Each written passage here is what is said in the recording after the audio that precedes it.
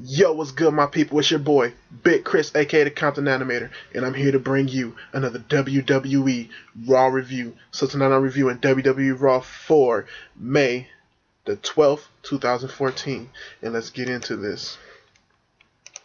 So tonight they kick off WWE Raw by showing the whole Shield package and showing that everything that's been happening with the Shield leading up to this point. You get the Shield who comes out, and they're basically all three of them are saying, they're tired of the bullshit. They're tired of the Shield running roughshod over. I mean, the Evolution running roughshod over them, and they're ready to fight. They're ready to end it at Payback. And you get Roman Reigns who comes at the end of it saying, you're going to believe in the Shield and you're going to believe in Roman Reigns. I really like this opening package between them right here, and I really like this opening segment. Then you get Evolution who pulls up in their limousine. They step out and they're talking to some guy in the back. Then you get the Shield who runs from the ring into the back and basically beats down on Evolution back there and jumps them. So you basically get a beat down, they separate them, and that's how you end the segment. I really did like this opening segment. I thought it did a very well job of establishing the fury of the Shield and what's everything that was happening, especially them being set up in those matches on SmackDown and how that affected them tonight, and just setting up their whole fury and how their hatred of everything going right now.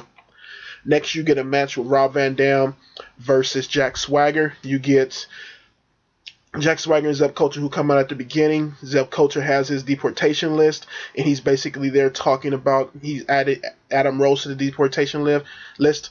Adam Rose comes out before the match, and he starts doing his whole dance and number and thing. The bell gets rung before any of this, before the whole, Adam Rose and stuff comes out, but Adam Rose starts dancing with the crowd. Rob Van Dam takes this as a distraction, kicks Jack Swagger in the face, and then hits the frog splash and goes for the pin. I thought this was okay for what it was. The whole things with Adam Rose coming out, it did a nice job of distraction. It felt a little bit better this time as far as him coming out with the crowd, with the dancers and stuff, and all his party people and stuff. The Rosebuds, I guess as he called them. It felt a little bit better, and it felt more, more well placed here for what it was. So I really did like this part right here. Well, I liked it for what it was. I didn't really like it, but it was okay for what it was. Next, you get a match that was supposed to be set up between Alicia Fox and Paige. Now, before the match even starts, you get Alicia Fox who just rants on Paige about how she doesn't belong and she's so sick of her being there for a hot second and getting all this praise and even a championship win, and she just goes and slaps Paige with the mic and then starts beating her up before the bell ring. The ref tries to see if Paige is okay. They ring the bell, and Alicia Fox just basically pounds on her the whole match, just going at her and start beating her up and stuff like that. The whole match, it was done very well. I haven't seen this emotion out of Alicia Fox in a while, and I love that they gave us this right here. They get a very good beat down all around the ring and even on the outside against Paige. Then at the end second, Paige ends up twisting Alicia Fox into a Paige Turner and then picks up the win off of that. So Alicia's pissed after the match with this, and she just starts going around the ring just tearing up shit, throwing Paige's jacket, tearing up the announce table, taking soda and spraying it on the crowd, taking JBL's hat and wearing it and throwing it down and stuff, and she walks out of the ring wearing a jacket. I really loved Alicia Fox here, and it also got Paige over by getting her some babyface heat off of, just this crazy chick who just, lost her mind and started beating down and stuff. You got the crowd who very much was high on Paige here and started cheering for her, even though some of them may have not have known who fully she was. They kind of got behind her right here, and I really did like this whole segment, especially as a diva segment and in a match. Next, you get Daniel Bryan, and Daniel Bryan comes out and basically says, okay, I have to have neck surgery. He kind of cheers up the crowd before he brings the news and says, he could tell that people know what's going to come, and he says that it's kind of what I feel like what John Cena has to feel by hearing people start booing him and stuff. He basically says he has neck surgery. He doesn't know when he's going to be back. He don't know if he's going to be back, but he asks the crowd, is he going to be back? And they all say yes, including him. So we're expecting Daniel Bryan to be back sometime soon. Hopefully sometime soon. It's kind of weird because I don't know how severe the neck surgery is, but Santino had neck surgery not too long ago, like a few months back, and came back like a week or two later. So there's no telling how big of a problem this neck surgery is. So next you get a match with John Cena and the Usos versus the Wyatt family. A pretty chill match here. I thought it did exactly what it needed to do, especially coming off of the match that they had on SmackDown last week where the Wyatt family won that one. I actually like this match here better. It felt like that they kind of had more chemistry here, and it also felt like it was an even match more here. The Usos and the Usos, John Cena and the Wyatt family felt like they were really battling in this match, and I really did like this for what it was. It comes down to an end where the John Cena's put out by Bray Wyatt. Looks like he's going to get put into the Sister Abigail. Both Uso members deliver kicks of their own to Bray Wyatt's face, and then Bray Wyatt and Luke Harper get thrown out. The Usos go for the dive on them too. John Cena picks up Eric Rowan and hits him with the AA and picks up the win, and the Usos pick up a win. Usos and John Cena pick up the win over the Wyatt family. And then you get Bray Wyatt, who's inside the ring, saying, okay, I finally found out what I need to do. And he's finally learned something from John Cena. So later on in the night, you get Bray Wyatt in a promo who basically says that, he's going to be the last man standing. He doesn't think John Cena can stand against him, and he's going to be the last man standing through all water, hell, and everything else. So he's basically saying he's saying he wants a last man standing match, and on SmackDown they're going to say whether or not this is going to happen between him and John Cena. John Cena's going to respond to this. So I like the promo from Bray Wyatt at the end, and I liked John Cena's and Bray Wyatt's match there too, with the Cena and the Usos picking up the win in that match. Next, you have the Evolution, who comes out and they're just explaining how pissed they are. Randy Orton's talking about how he's just tired of the bullshit, whatever, what's the Shield, and he's just ready to take them out, take off the kitty gloves, and just fuck them up. Triple H starts saying the same thing, how he's kind of held the Shield to a higher standard for him, and he brought him in, but now he feels that it's truly his time to take him out, and he's done with all the bullshit. So you get, yes, I'll see it. I had it in the picture there. So you get the Shield, the Evolution, who's just like furious and talking about, okay, at Payback, we're going to do exactly what we need to do, and we're going to fuck them up. Before they can even get that fully out, their full end sentence out, the Shield comes and attacks them, and the Shield just starts fighting with them, and they start beating down on them. So after the beat down, the Evolution rolls out the ring, and you get Batista, who's just standing there pissed off and saying, you know what, I'm done. It's over. I want Roman Reigns tonight in a match, and I'm gonna fuck him up, basically. I'm done with this bullshit. It's time to fight. So they set up a match later on for Roman Reigns versus Batista. So I like this whole segment right here. I thought it was very good. I thought the anger that Randy Orton, Triple H, and Batista gave off was really good, and I love seeing the Shield just come in and attack. The Shield was on Evolution's ass all night, and I think that worked very well, especially after coming off of last week where Evolution was coming as the dominant team. This week, you can most definitely tell that the Shield is pissed off, and all they want to do is fight, fuck the talking. And I really did like this here. Next, you get a Diva segment, Total Diva segment, which is Nikki Bella versus Natalya, and it was basically set up off of something that happened on Total Divas from Natalya trying to give Nikki Bella a painting that Nikki thought was shit. So they have a match, and the Divas are on the outside grading the match with the little scorecards. And it was a match that was very, very, very mediocre to me. Nikki Bella picks up the win, and then Nikki Bella at the end kind of like pushes down, like rubs onto Natalya's hair, like saying, "Oh, good job," or "Oh, next time, maybe you'll get it next time," or something like that, or "Way to go, slugger," or some shit like that. I don't know how you say it, but then you get Natalya, who comes out and just starts tearing up the scorecards and throwing and getting pissed off at the other divas. So I'm not sure who was the heel here or who was playing, okay, I'm kind of pissed off at the end here. I'm not sure if it was Nikki, who was just, with the little move she did at the end, was playing a little heelish, or was it Natalya, who kind of like ran up to the other Total Divas and was playing asshole-ish, but all of them felt heelish to me. So yeah, it really, I liked the Diva segment earlier, but this one really did nothing for me. Next, you get a match with Sheamus versus Curtis Axel, and before the match, you had Ryback come out, and they got like beanie caps now, and they basically was trying to say, okay, who's going to fight this match? They end up doing Rochambeau, which is rock, paper, scissors, and they don't pick a guy who's going to win that. Then they flip a coin, and Curtis Axel win the coin toss, and Curtis Axel versus Sheamus. The match really had no chemistry to it, and I thought it was pretty boring. Sheamus picks up the win from a cloverleaf. Then you get Ryback, who comes in after that match and attacks Sheamus and starts beating down on him.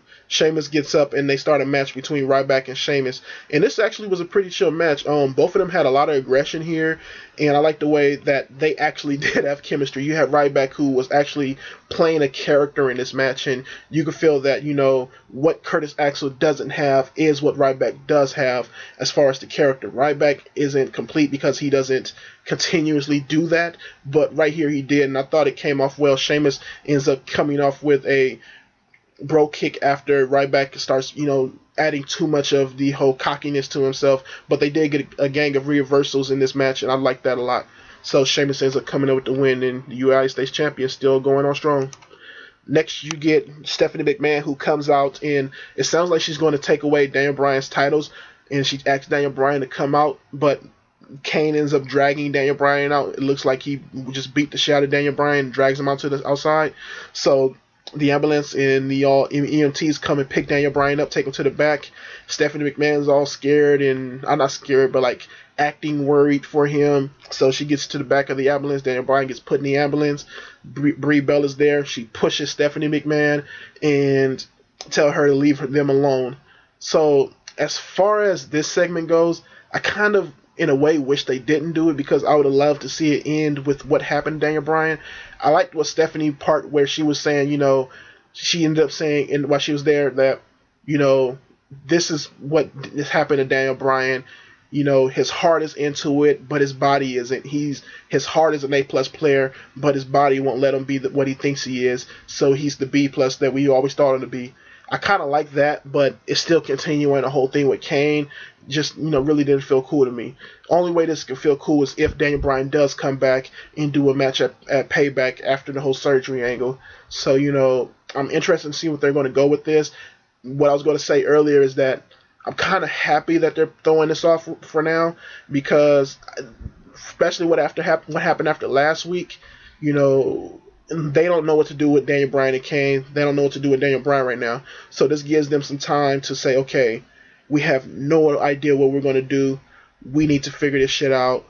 Let's just let Daniel Bryan, if he does have to have surgery, let him get the surgery, and let's, figure this out before he end up ruining the character. So I like that they're kind of writing them off TV for now and letting themselves figure out something. So next you get a match with Fandango versus Dolph Ziggler. Dolph Ziggler ends up picking up the match. The match had a very fast pace to it. These guys were working quick in this match. I thought it was okay for what it was. The crowd really wasn't into it. After the match, after Dolph Ziggler picks up the win, Fandango gets on the mic and he picks up Dolph Ziggler picks up the win because Fandango ends up getting distracted by Layla getting tied up onto the apron. So Dolph Ziggler picks up the win from that, and Fandango brings in Layla. Layla gets tied onto the apron. So Fandango brings in Layla and basically tells her, even though he lost, he's won because he's with her and he loves her. And then he starts kissing her. It was funny because JBL, who was interested in loving the whole relationship between Fandango and Layla at first, when they start kissing, he just starts getting pissed off and saying, go to commercial. Why are we have to see this and stuff like that? So that was pretty funny and pretty ridiculous in its own right. But it was an okay segment for what it was. It was really nothing much to it. Just playing on more of the stuff with Fandango and Layla. They was even playing up some stuff on Total Divas where Fandango ends up getting kissed by Summer Rae. So they're playing this whole relationship angle, and hopefully, they can extend it for what it is until Summer Rae comes back from the movie shoot. Next, you get Hacksaw Jim Duggan, who comes out and starts doing his whole America kick and starts doing a little bit of promoting for Legends House. What's the chick's name? Lana comes out and she basically calls Americans stupid and lazy, stuff like that. Then hypes up Russia and says that China has beaten America, so we're battered and torn down the empire because of that. She introduced Rusev. Rusev comes out, breaks Hacksaw's board, 2x4, and getting ready to attack Hacksaw, but you get Big E, who comes out for the save, and Rusev ends up hitting him with a kick, and they fall out the ring, but Big E does save Hacksaw from getting beat up. Another black guy facing Rusev. I don't know what the WWE is doing here, but Yeah, another black guy facing Rusev. I'm interested because it's now actually Rusev might have some good competition here, but it was interesting that after one kick, Big E kind of got thrown out of the ring by that. The one kick kind of leveled Big E for a minute, but I'm interested to see where they go from here, and hopefully we can get a good feud out of Big E and Rusev. These two guys are big as shit. They're athletic as shit. So I'm hoping to get something interesting out of this. Next, you get a match between um, Cody Rhodes and Damian Sandow. Damian Sandow comes out trying to expel his anger at everything, saying that go to the pre-show to hear why he's angry, and then Cody Rhodes ends up interrupting that. They have a match.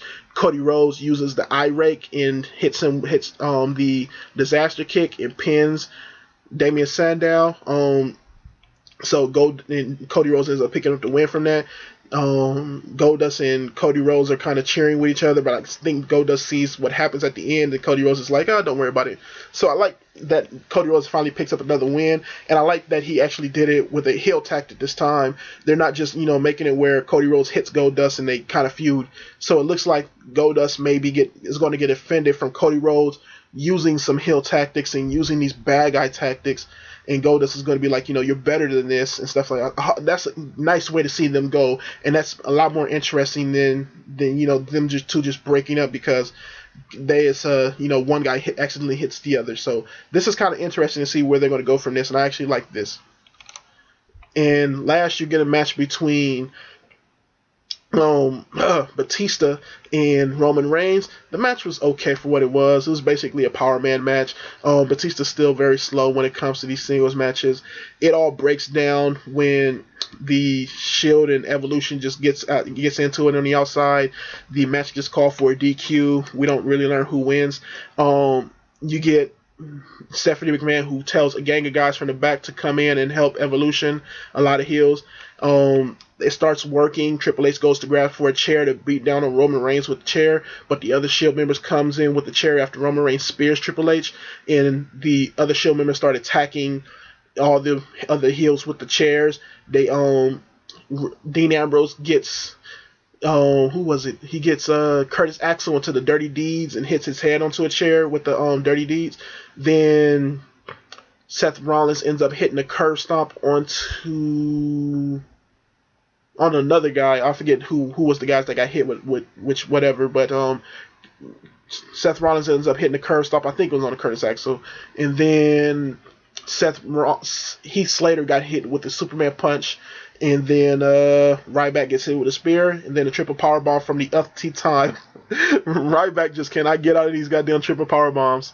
But an okay match with a very good end segment. I like just the Shield showing their dominance, like I said, and them just running ruckshot over everybody, and just showing that Evolution is going to have to bring more than that if they're going to fuck up the Shield. So as far as and the Shield just saying, "Come on, bring it." So as far as tonight goes, I thought it was an okay show. You had some kind of down points, some high points for me. I thought that the whole thing with the Shield and Evolution worked very well. I thought the stuff with John Cena and Bray Wyatt was better this week. These things with Daniel Bryan is still kind of iffy, and I don't know where they're going to go from this, but hopefully they can figure out what the fuck they're going to do. And everything else was just kind of, it was kind of mediocre to me. I love the whole thing with the Alicia Fox and Paige. That actually made the Diva segment interesting, but the Total Diva stuff kind of brought it back down. So, it's just a, level night, and I would give tonight a C+. I thought it was pretty average. So, yeah, thank you for watching. I'm trying to make these videos shorter because I don't really have that much time to record them right now. I'm going through a lot of shit, but thank you for watching. Hit me up on my links. Comment, like, subscribe. Peace.